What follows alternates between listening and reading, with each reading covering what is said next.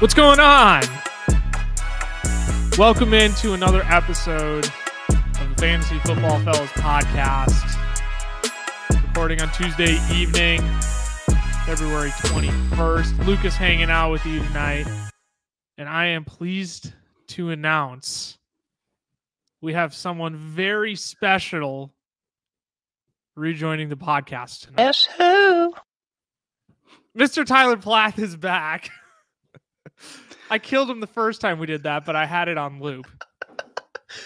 It was such a good first take, but it was not worth keeping in. When you hear "Guess who" in the background, literally the entire time. Guess who? I mean, it just gets annoying. But Tyler, I'm so happy to have you back. It has been how long since we've been on an episode together? Months. It's been months, and I convened how long was it? I don't even remember how long it was now. I just flew solo, but now that I have someone back, it feels official. It feels official now. Everything, the world is back in order almost. I mean, Cameron isn't joining us tonight. Like, yeah, that's boo true. on him, but also we're running the show. You and I, we got a great show. We're going to be discussing our favorite players to target in Underdog's pre-draft best ball leagues right now. They are already running fantasy football leagues. How many drafts have I done? A lot is the answer. I have already done a lot of Underdog drafts. And since we just joined the incubator, we thought we would give you the incubator Underdogs exclusive creator program. We thought we would give you some of our favorite players that we're drafting in best ball drafts right now with the values that we are getting them at. This will be a nice short and sweet episode. I don't think we'll take too long on this one. We really don't have much for news and notes. If anything, let's just get those out of the way right now. The Packers and Aaron Jones, they restructured Aaron Jones' contract there, so he'll be back with the Packers this year. I mean, it's kind of been a downward trajectory for Aaron Jones anyway, so we don't need to spend too much time on that. And if I stand corrected, we'll actually be talking about him a little later on even. And then the Commanders, they hired Eric Bieniemy as their offensive coordinator and their assistant head coach. That's about the only other piece of news that you need to know. Let's just keep it moving. Favorite targets in best ball drafts. Let's get into it.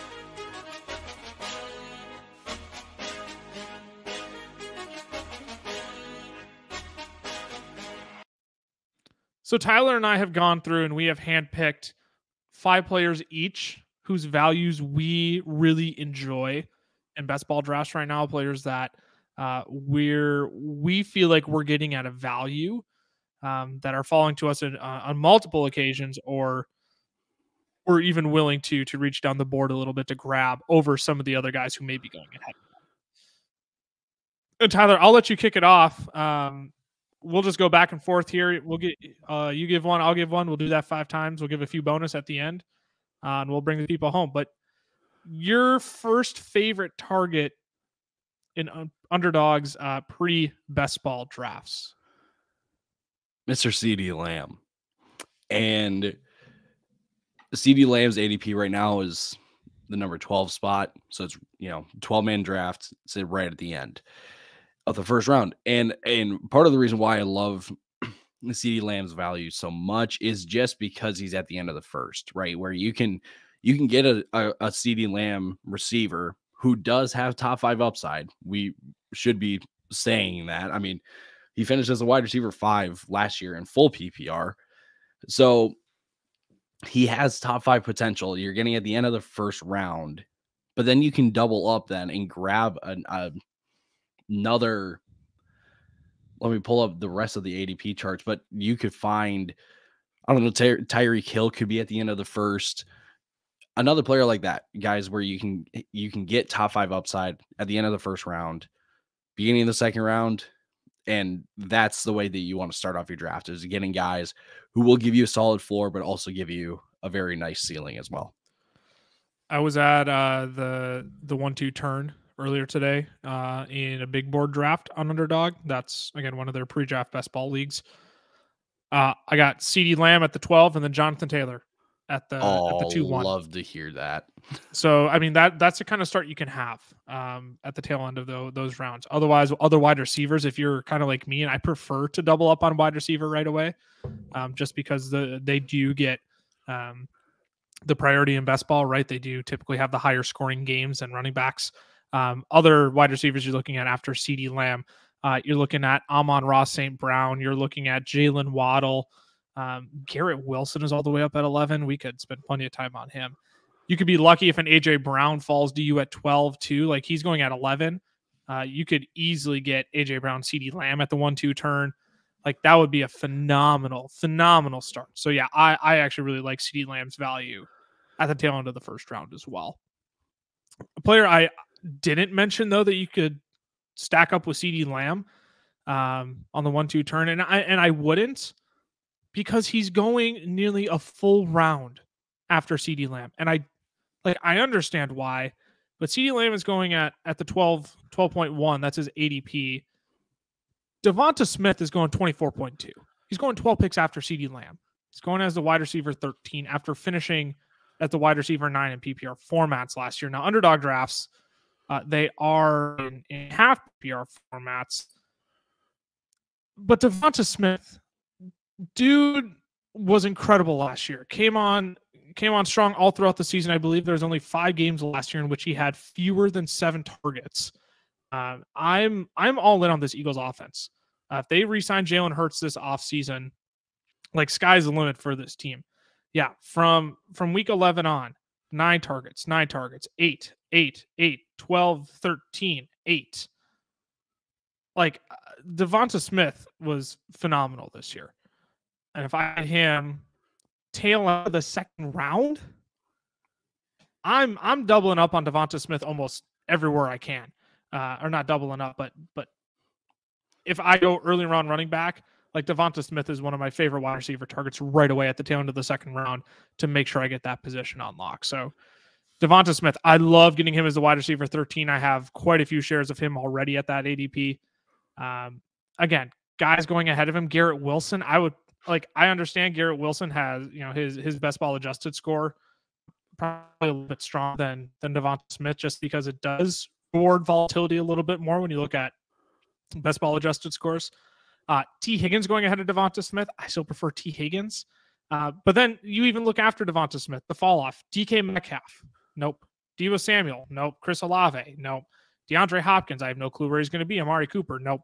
Like, that's the range you're looking at afterwards. And frankly, you might get the crop after Amon-Ra St. Brown at wide receiver 9. All the way at the tail end of the second round. So I'm in love with where DeVonta Smith is going. I have a ton of shares of him already. So we both start with wide receivers, Tyler. You're looks like you're going to keep that train going here. I am. I'm moving over to the Los Angeles Chargers, and I want to talk about Mike Williams, because there's a lot of different things that could happen this offseason for the Chargers, and specifically Mike Williams, that will either skyrocket his value or sink his value. And that it depends on Keenan Allen. Okay. Keenan Allen's going into his 31-year-old season now, maybe 32. And the Chargers could let him go as a cap casualty. He's going into his year 31, I believe. Yes. If Keenan Allen leaves, it's Mike Williams. And I know Josh Palmer is there. Eckler will be a receiving threat. But really, it's really just Mike Williams. And the fact that you can be getting him early 4th round. Now, I need to make this clear. I have no idea if Keenan Allen gets released or not.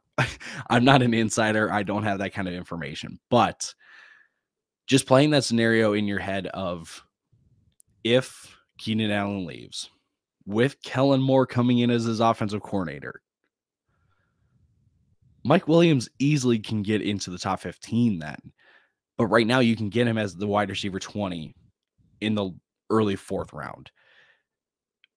And to me, if you can get, again, you get a CeeDee Lamb, Then you can take a very solid running back because Bijan Robinson's running back 4. You can get him there. Jonathan Taylor. You're already spoiling my picks for next episode. Let's reel it back in and get back on the Mike Williams. But again, let's say you take a high top 5 potential wide receiver first round. Then you can take a top 10 for sure running back round 2. You can double up in wide receiver round 3, round 4. And that makes Mike Williams your wide receiver 3 with his kind of ceiling. If certain things fall into place, I love that. And when you are starting 3 wide receivers in best ball leagues, to have Mike Williams as your wide receiver 3 puts you in a very, very nice situation. So I love Mike Williams' value right now, and you're crossing your fingers that Keenan Allen leaves. But even if he doesn't leave, Mike Williams is still going to be a very, very solid piece for you to have. And I think at this point, people got burned on Mike Will a bit last year because there was a lot of people touting him going into the season. And then, of course, he comes back and he, wasn't all that great last year. And granted, he missed time. But, are you just assuming that's what's being boiled into his ADP? The fact that, he missed 4 games last year. 4 games? I'm triple checking that. I think it's 4. Yeah. He missed 4 games last year. I was right. Missed 4 games last year. He was struggling, towards the end of the year with injury too. I don't know. Is there any concern about that for you? Because even though Keenan Allen is going, into 31, Mike Will ain't no spring chicken either. He's 28. We'll be going on 29. I mean, in 2021, he was wide receiver 12 in full PPR, wide receiver 9 in standard. Take the average. Wide receiver 10, wide receiver 11. That's when he played a full season. And you get a full season. You get a full season out of him this year. He's going to return on his value, and he's going to do better than where he's going right now. Yeah, I think I boil in a little bit more concerned with Mike because I almost put him down. I just can't find myself pulling the trigger on him though when I get to those picks. Tail end of the 4th round. I mean, it's not a bad spot to get him, but there's also another guy that I'm really eyeballing at this point from that spot too. That's my transition into Najee Harris, currently going as the running 14 best ball formats, which astounds me. We're talking about the guy who is the running back 5 after their bye week last year. So from week 10 on, Najee Harris was the running back 5 and half PPR formats. And we're letting this guy slip all the way to the running back 14. I know he was stupid frustrating last year. Stupid frustrating. But just looking at some of these other names, I mean, I don't know how far behind he really should be from, a Travis Etienne. Like Travis Etienne, all the upside in the world, full round after Travis Etienne. Ramondre Stevenson, not guaranteed the starting job in New England. I think Bill Belichick really likes him. I think he will continue to give Ramondre the full workload. But Ramondre also started to fall off at the tail end of last season. He's going 9 picks ahead of Najee Harris. Tony Pollard won't be ready for the start of the season, who against good defenses also struggled. The Dallas Cowboys picked apart terrible defenses last year. Can we acknowledge that? Have to. I think we have to. And I'm going to spoil another one of my picks. I'm going to talk about Ezekiel Elliott later, but his ADP is insane to me. Tony Pollard, he's going 3 picks ahead of Najee Harris.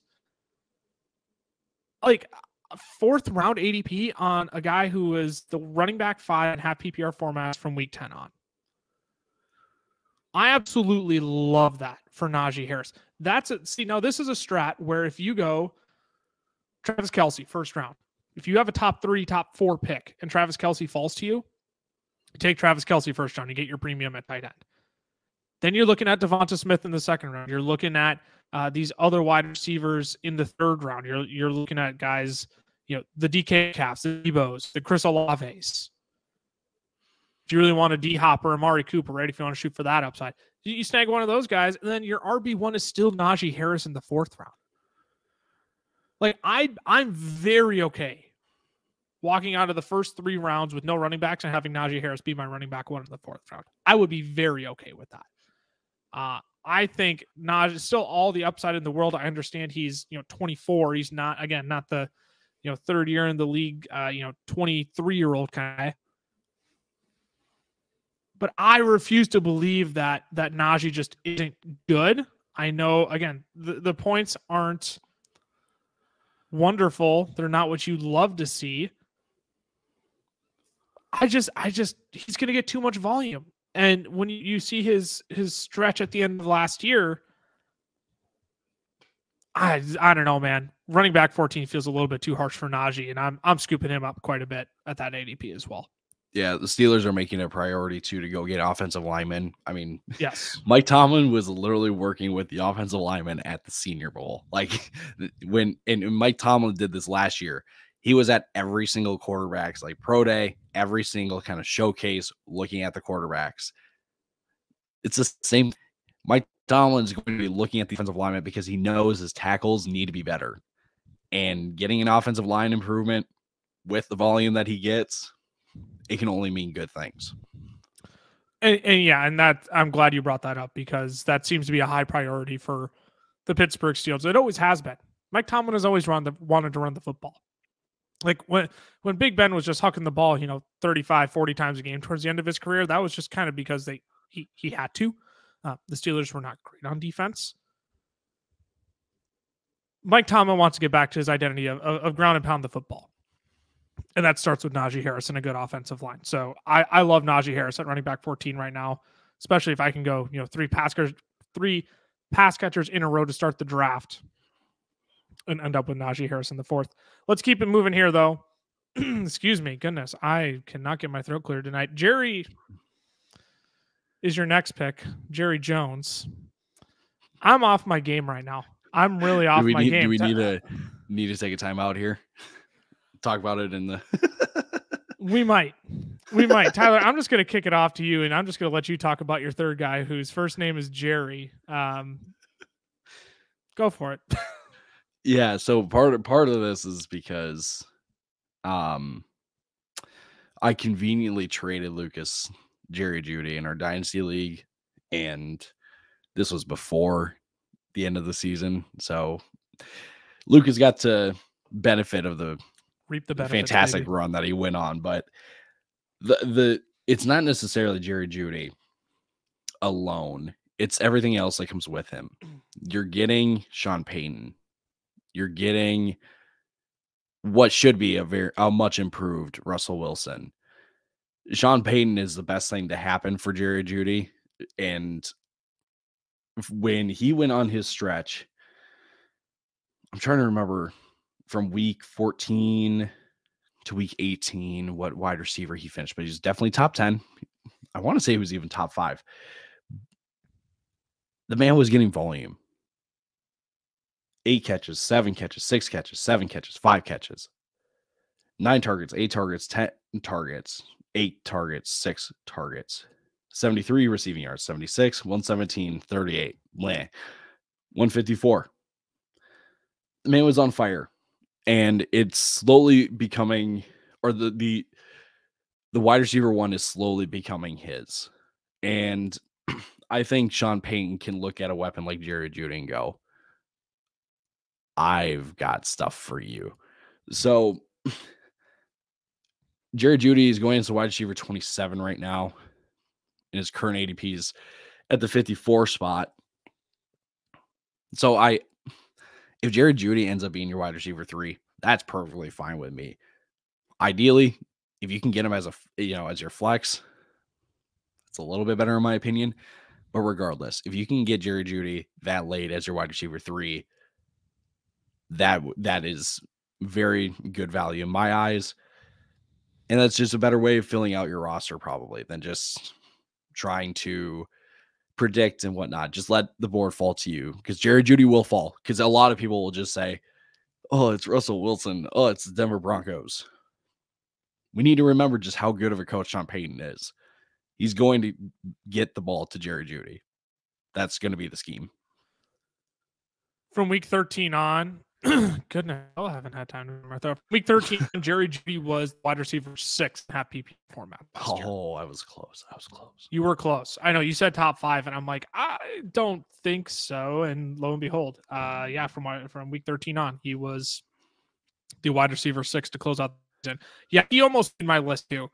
I just haven't been able to snag him up because I think people are fully aware that Jerry Jeudy is actually a really good value at wide receiver 27 right now. So I fully agree with that pick. And I think you're right. I think this wide receiver 1 role is starting to become his, and Sean Payton in town. Anybody remember the last slot wide receiver Sean Payton worked with and how good he was?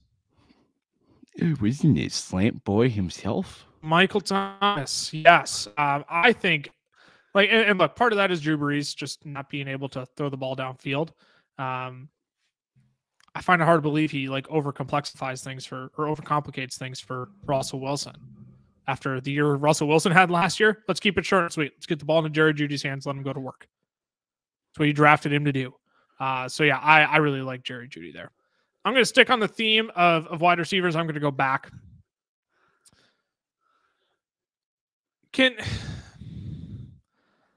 I'm going to hit a new drop to explain how I feel about this player right now.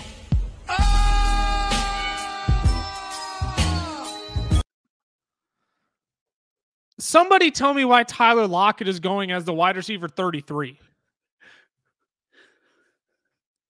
Tyler's just having a stitch because that's new elite. Drop. That's elite. That is it elite. Is. It's my favorite drop to use in our group chat as well. It's true. Somebody tell me why DK Metcalf is going as the wide receiver 14 in ball drafts right now, and Tyler Lockett is going as the wide receiver 33. Are we going to do Tyler Lockett like this for the third year in a row? Are we going to do this to him again? I mean, it just makes me sick. Like, what more do we need to see from Tyler Lockett? I understand DK is younger. I understand he's the better athlete. You're telling me, though, Tyler Lockett, the wide receiver 13 last year in half PPR formats, is going to be drafted nearly 20 wide receivers later than DK Metcalf, who is the wide receiver 18 in half PPR formats last year? I'm not done. Let's go back to 2021. In 2021, Tyler Lockett was the wide receiver 13. DK Metcalf was the wide receiver 12. One spot behind each other. We're drafting Tyler Lockett 20 wide receivers after DK Metcalf still. How about 2020? Let's go back one more year. Tyler Lockett, the wide receiver 9 in half PPR formats. What are we doing? What are we doing?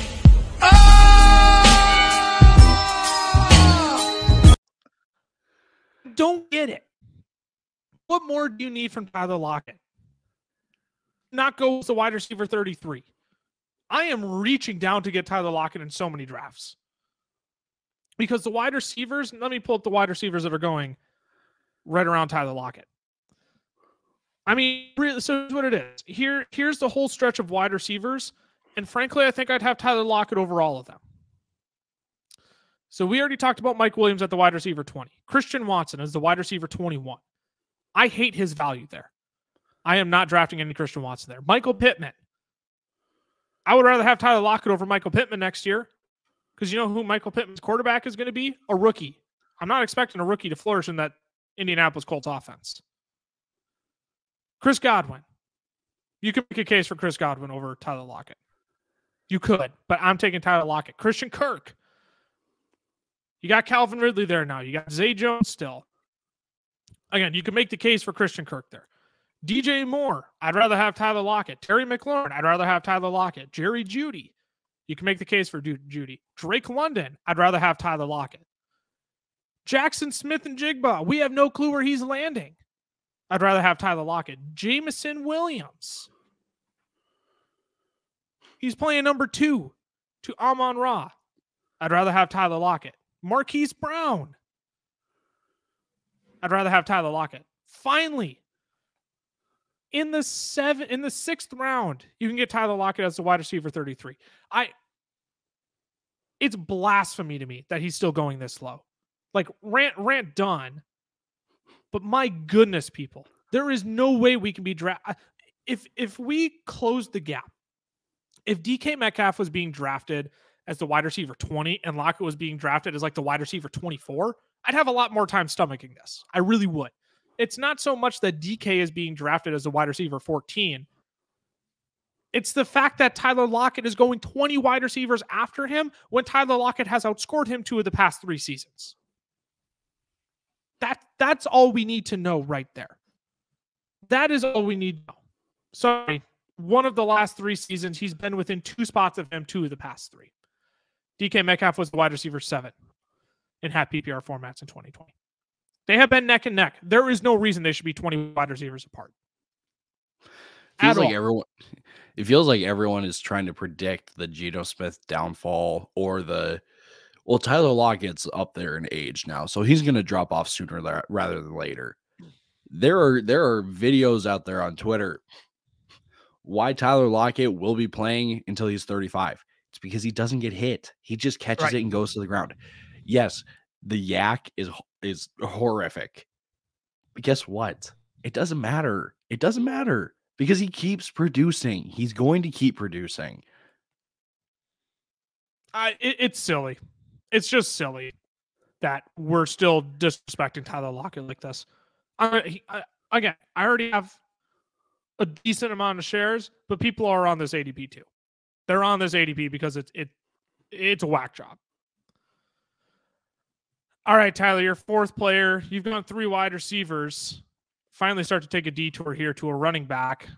Your 4th favorite target in best ball drafts is Mr. Restructure himself, Aaron Jones. And Aaron Jones is going like 6 spots in front of Tyler Lockett. So you can say that, you're taking Tyler Lockett in one scenario, you're taking Aaron Jones in another scenario. It just depends on how the board is falling to you and stuff. But for Aaron Jones to be going, what round would that be? Round 6? That would be round 6. Beginning round 6, right? My math. Yes. 61. Yep. Yeah. If Aaron Rodgers leaves Green Bay, do we really think they're just going to put the full workload onto Jordan Love? Absolutely not. And yes, A.J. Dillon is there still. Aaron Jones will get his. A.J. Dillon will get his. That's how that offense will work. If Aaron Rodgers leaves, both running backs will get theirs because they need to take a bit of the pressure off of Jordan Love. Aaron Jones, if I'm not mistaken, even last year, maybe I should say it this way. He has 4 straight seasons being a top 10 running back in full PPR. And I know we're talking half PPR. But the man produces. And I know last year was a little bit more on the receiving work that pushed him into the top 10 versus just straight up running. But that's the thing. You're getting a receiving upside with Aaron Jones. If Rodgers leaves, he's going to get more carries. He will get more carries. And that was the biggest complaint for Aaron Jones this past year was, well, his volume is so inconsistent. It won't be inconsistent if Rodgers leaves. The fact that you could be getting at minimum a running back 2 with running back 1 upside in the 6th round, that's a home run to me. And we do need to discuss, well, what if Rodgers comes back, but he plays for the Packers? Well, we saw it. We saw what happened with that last year. Aaron Jones in the 6th is a steal. Don't get caught up in the, well, if Rodgers comes back, it's not going to be good for Aaron Jones. Aaron Jones was good with him last year. The discount on Aaron Jones right now is worth buying. Go get him while he's going this late. Yeah, just to add some context onto your earlier statement of top 10 running back each of the past 2 seasons. He's been a top 12 half PPR running back each of the past 4 years. Yeah, that's so top 10 last 4. Tyler knew that. I just solidified the statistic for him. Here's my concern with Aaron Jones, though. 6 total rushing touchdowns the past 2 seasons doesn't concern you. Again, I know it's mostly about the receiving work for Aaron Jones, but it has been quite the downturn, and it has been a struggle bus with Aaron Jones. What? So the only 6 rushing touchdowns over the last 2 seasons doesn't concern you. Like 6 total. He had 4 in 2021 and 2 this past year. You're not concerned about that. Not really. I know it's not ideal. Probably explains why he's going so late in drafts now, just because the touchdowns just haven't been there. But he's still been producing without the touchdowns. So even if the touchdowns stay the same, I still think it's too late. Aaron Jones should be going like 4th round somewhere, but you're getting it 2 rounds later. Again, that's a steal in my book. So here, just for context, some names going around Aaron Jones. Aaron Jones going at 61st overall. Again, we're talking early 6th round there. Or early 6th round. Dalvin Cook going 4 picks ahead of him. To have Aaron Jones or Dalvin Cook. Honestly, Aaron Jones. Joe Mixon. He's going 55th overall. 6 picks ahead of Aaron Jones. Aaron Jones. DeAndre Swift. He's going 10 picks ahead of Aaron Jones. Jamal Williams is probably going to stay in Detroit. Give me Aaron Jones. And then Najee Harris, who's going 18 picks ahead of Aaron Jones. I'd probably go Najee. So that's your breaking point. So essentially you're saying like you're getting Aaron Jones at like a round and a half discount, basically. Right. Just thought I'd clear that up because though I think it's a super interesting stretch. And frankly, you could make me a case for any of those guys. I'm terrified of Joe Mixon. I'm terrified of Dalvin Cook. I'm terrified of Aaron Jones. But you can make the case that if you're looking for like overall finishes, like Aaron Jones will give you probably 2 week winning weeks every single year. He will put up 30 plus for you at least twice every year. And to get that at the running back 18, I can see the case for it there. I think the decrease in rushing touchdowns, 6 over the past 2 years, cut in half this past year from 2021, that does concern me. But again, like if he ends up as my running back 2, and I don't have to worry about the headache of trying to figure out whether I want Joe Mixon, Dalvin Cook, or Aaron Jones, like I'm not going to hate that at the same time either. Well, and again, the point is, you know what he did with Rodgers. The question is, does Rodgers leave? If Rodgers leaves, A.J. Dillon and Aaron Jones are going to split goal line carries. Everyone would say, well, A.J. Dillon should because he's the bigger back. Yes, I understand that. Aaron Jones will get his, though, too. Again, that's how the offense works. Rodgers leaves, it'll go to the run game, take pressure off of Jordan Love. Aaron Jones will be just fine. I'm also going to talk about a running back. He's going 10 picks after Aaron Jones. And his name is J.K. Dobbins. He's going as a running back 23 in best ball formats right now. And the more drafts I do, the more I want to wait to try and get J.K. Dobbins as a running back 2 on my team, honestly. Look, he wasn't great tail end of last year. We can just be honest about that. 5.9 in week 16, 9.3 in week 17. You look at his yards per carry, though, last year to close out the season. From weeks 14 to 17, 8 yards per attempt, 9.6 yards per attempt, 4.9 yards per attempt, 5.5 yards an attempt. J.K. Dobbins is still as efficient as ever. Now has had a full year to recover from his knee injury. Again, was hurt throughout the middle of last season as well, from week 7 to 13. But look, let's give this guy another full offseason of rest. If Lamar Jackson doesn't come back, if Lamar Jackson doesn't come back, J.K. Dobbins becomes the focal point of that offense. If Lamar Jackson stays, guess what? J.K. Dobbins is still going to be an important part of that offense because John Harbaugh wants to run the football. He wants to run the football. And the rushing touchdowns won't always come for J.K. Dobbins. They won't. But we're talking about a Nick Chubb light here. We're talking 120, 125, 93 yards in 3 of the last 4 weeks. Like, I'm loving getting J.K. Dobbins as a running back 23. Again, just to look at some names going around J.K. Dobbins. We talk about Aaron Jones. He's at the running back 18. I would still have Aaron Jones, but Jahmyr Gibbs out of Alabama. Undrafted. Has not been drafted yet. Yikes. And he's going as the running back 18 at 61st overall. Don't get me wrong. I think I understand the hesitancy on Jahmyr Gibbs, but I'm also very in on Jahmyr Gibbs. I am not in on him as a top 20 running back next year. That's silly to me. Javonte Williams. Javonte Williams off ACL, extra knee ligament tears as well. I don't know, man. Javonte scares me a little bit next year. Dameon Pierce. He can be replaced on a dime. Can we be honest? Can we be honest about that for a second? He's a 4th-round rookie. He's a 4th-round rookie. There is not draft capital attached to him. The Texans have no reason to be attached to him. I love Dameon Pierce.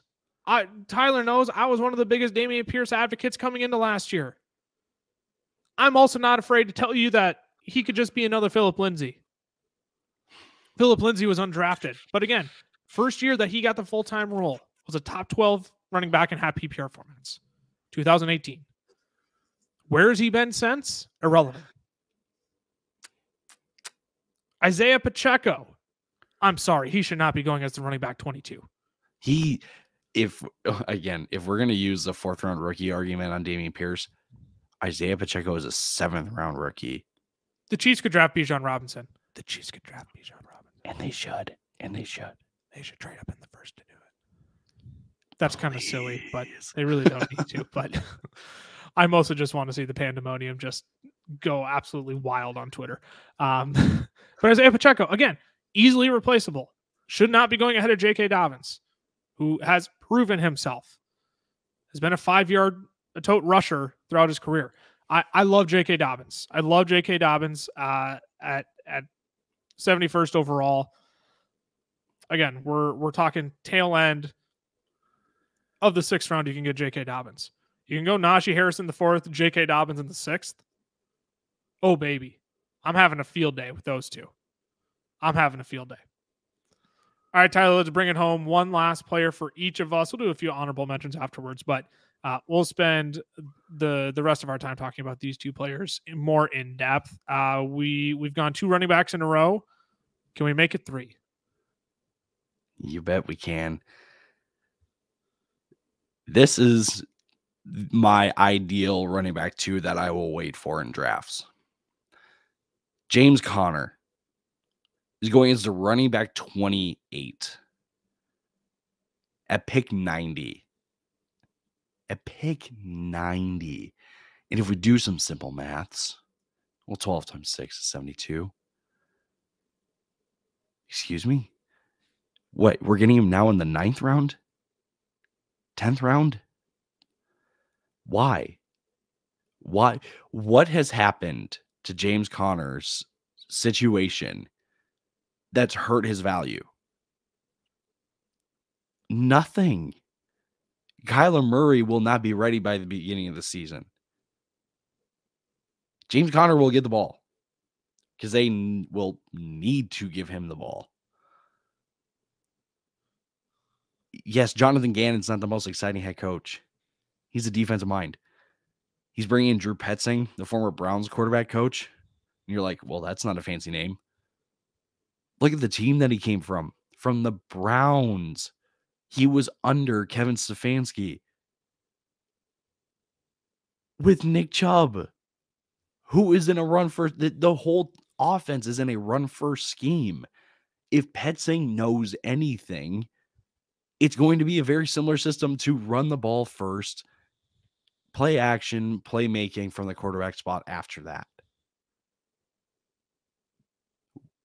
again, what has happened to James Conner's situation that has tanked his value this much? I don't understand what it is. And if you try to make an argument, I'm not going to buy it. I think this is way too late for a guy like James Conner, who is obviously a goal line threat. We've seen in the past has gotten receiving work. Granted, he's due to miss at least a game or two, maybe even 3 every year. But when you can get a guy at the running back 28 spot who went running back 5 in week 10, running back 14 week 11, running back 4 in week 12, running back 4 in week 14 because they had to buy a week 13, running back 12 in week 15, running back 5 in week 16, running back 15 in week 17. What are we doing? What has James Conner done? What has happened to the situation in Arizona for James Conner to go this late? It's astounding to me. I don't understand why. In the fact that you could wait that long for a guy like James Conner to be a running back 2, sign me up 7 days a week, 24/7, 365 days a year, twice on Sunday. Isn't that what you say, Lucas? Twice on Sunday. James Conner going closer to a running back 30 than he is a running back 20 is a joke. And I'm taking all of those stocks right now because that is too late for a guy like James Conner. So do you think that is part of it, though? That because James Conner is bound to miss games, he's going to be drafted lower, and in best ball, you just can't afford to have those weeks because if nobody else, if you're too dependent on James Conner and you don't fill out your running backs more, none of them hit. There is more built-in risk there with James Conner, is there not? No, I I definitely think there is. He missed 4 games last year, and he was a running back 19. Was that in full PPR? I don't remember. But he's a top 20 running back, having missed 4 games. So maybe the ceiling is a little more limited just because, again, he will miss 3 games. Probably. But again, the fact that he's going closer to 30 than he is to 20 should tell you the value that you're getting with James Conner right now. Yeah, I agree. I do like James Conner where he's going. I keep seeing him at running back 28, and I'm too hesitant to pull the trigger because I drafted 2 other running backs already. I could do it on James Conner. I need to fill out my wide receivers more, though, because I'm not as confident in them. So I'll draft a 4th or 5th wide receiver instead. And then, of course, James Conner comes and goes, and I don't get a chance to draft him. So he's fascinating to me, though. He's very, very fascinating. If he stays on the field, he's great. And I think that would be the counter argument is that Cliff Kingsbury isn't there, who will just run everything inside of the 5-yard line, and James Conner will score all the time. But again, no Kyler. James Conner will get dump offs.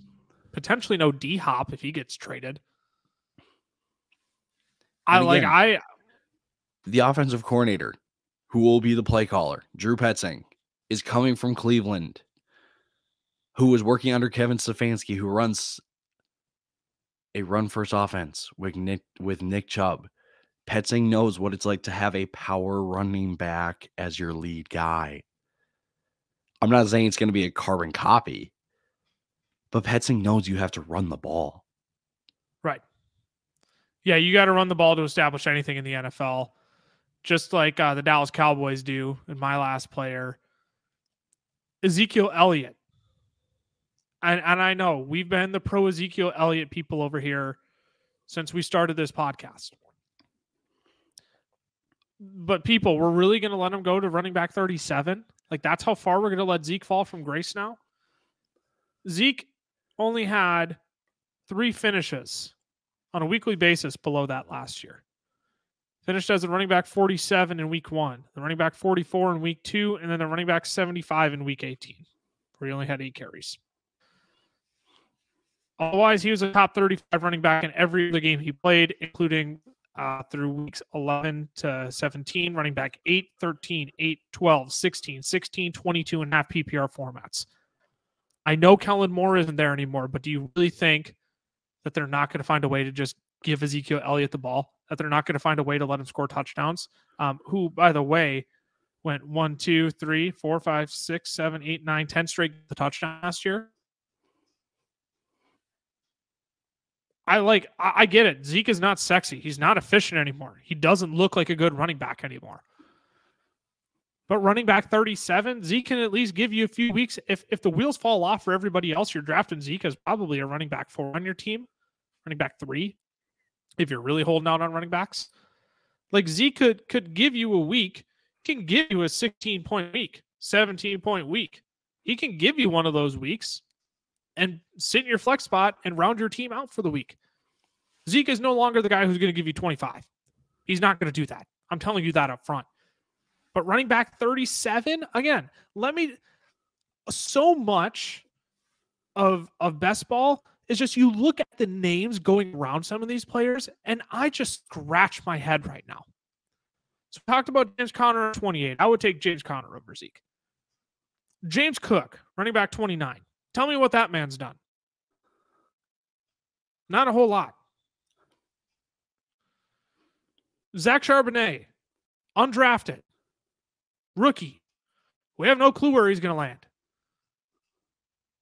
Brian Robinson, in a committee with Antonio Gibson in a not so great Washington Commanders offense. Maybe can change under Eric Bieniemy.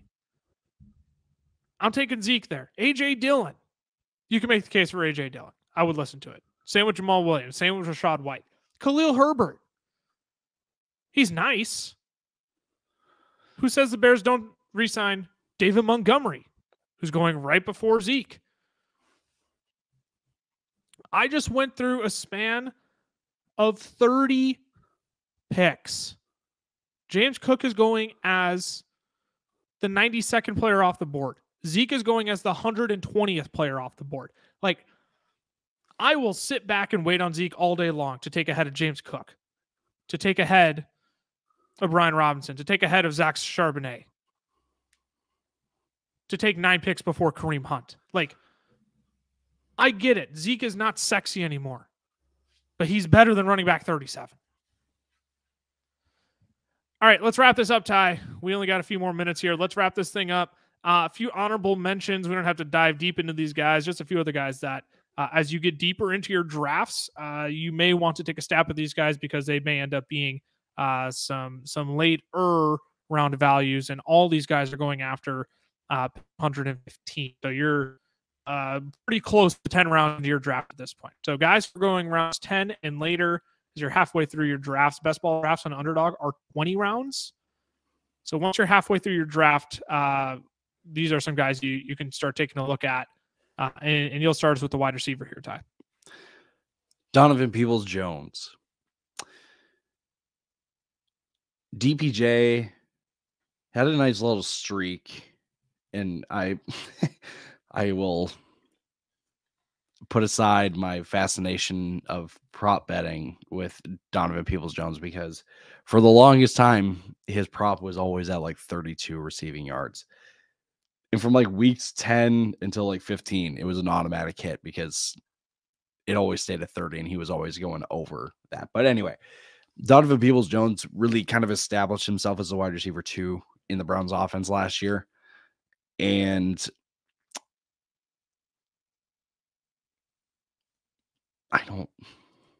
this will sound weird. It only will get better for the Browns with Deshaun Watson. As Deshaun Watson gets more and more, up to speed with the NFL and stuff. I'm not saying DPJ is going to be, he's got top 35 upside. He will give you, he could give you a week or two where he kind of, because this past year he had wide receiver 13 finish. He had a wide receiver 14 finish. He had a couple top 30 performances in there too, 26, 25, 30, and 30. But I think it's more so just having Deshaun Watson as your quarterback, with a full off season and him getting more and more acclimated to the NFL again.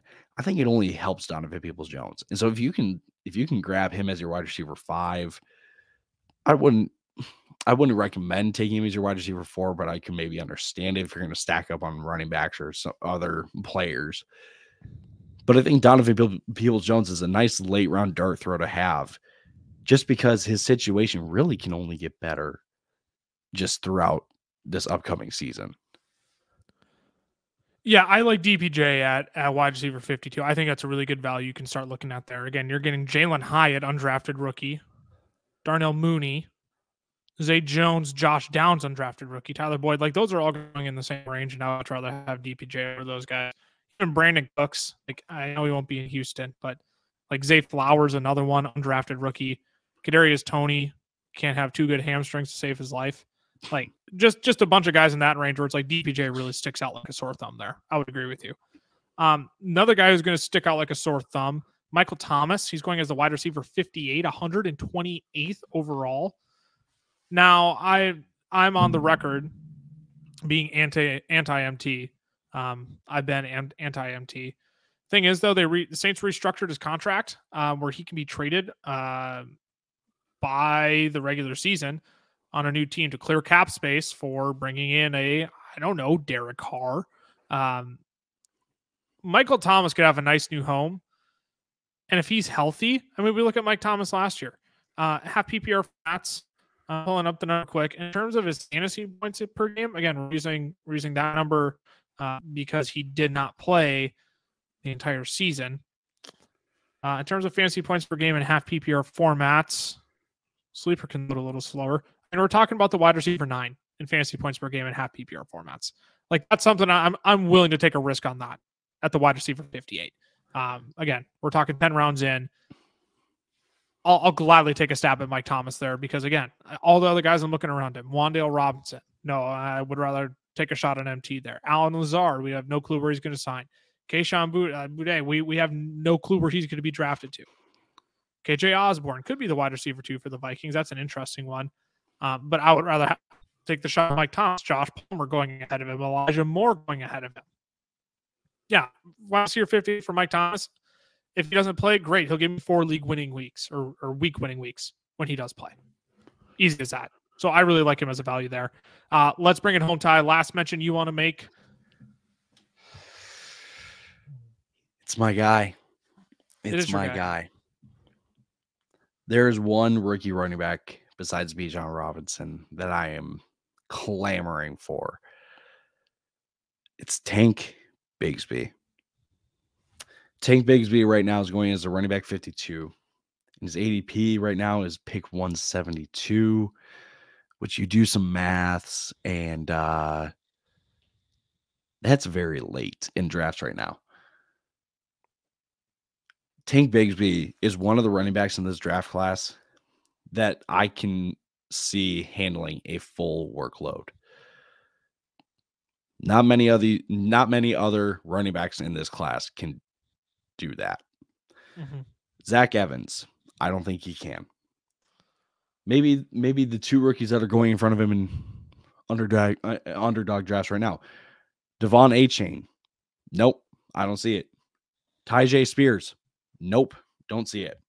Jerick McKinnon, nope, he will not. Now we're getting into like veteran territory. Raheem Mostert, nope, he's not taking a full workload. Devin Singletary, nope. Deontay Foreman, nope. Damian Harris, nope. Samaje Perine, no.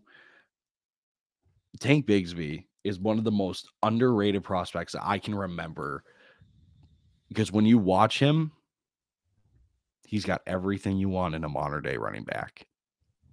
He's got hands. He's elusive. His burst is in and out of cuts and just getting to the sideline and out of the sideline. It's unreal. Tank Bigsby is not being talked about enough. And if anything, keep the noise down. Because the more people that sleep on him means you have an opportunity to grab some serious stock and take Bigsby. That's what I'm doing. If he falls to me in a draft, I'm gladly taking that because that man is going to be a problem in the NFL. Last player I'll mention here, Isaiah Hodgins. Going as a wide receiver 6,345th overall. I mean, again, just looking at a guy who could easily be the wide receiver 1 for this New York Giants offense. From weeks 13 to 17, wide receiver 21, wide receiver 20, had a downer, wide receiver 56, but then wide receiver 7, wide receiver 20, at least 12 fantasy points in 4 of those 5 games, including a 19-point week. Again, just a guy who at that price will give you some steady consistency should the rest of your lineup just fall out from underneath you. Again, legitimate chance to be the wide receiver 1 in this New York Giants offense. And he looked the part tail end of the season. So if you want a late round value wide receiver there, yeah, I would gladly take a stab at Isaiah Hodgins. Anything you want to quick mention before we wrap up the show here? Get the values that we just talked about while you can over an Underdog Fantasy. Use the code fellas. Use code fellas. Use code fellas. They're going to give you 100% match first deposit up to $100. They're going to welcome you in very nicely over there. So again, promo code fellas, get an instant match on your first deposit up to $100. You can join these best ball drafts over there. They have a big board it's called the big board. You can join for $10. They also have the little board. It's only a $3 entry. They're giving out a crap ton of prizes. Big board has up to $1 million in prizes. So go get in on those. Again, promo code fellas. They'll give you an instant match on your first deposit up to $100 when you use that code. You can hop in on some drafts with us. See if you can school us. See if you can come beat us this year. But thanks for tuning in to another episode of the Fantasy Football Fellas podcast. I'm at Lucas Wenzel on Twitter, Tyler_Plath for Tyler, FF Fellas, the FF Fellas on Instagram, and Fantasy Football Fellas on TikTok and YouTube. We'll be back later this week with some more underdog talk, except we got all of our favorites out of the way. We're going to have to bring the bad news to some of these players. We're going to be talking about our least favorite values in underdog drafts right now later this week. We will see you then. Tyler, thanks again for coming back on. It's great. It's just great to have you back. Yeah, it's so good to be back. I'm glad to share the space with you again, brother. We will see you all later this week. Deuces.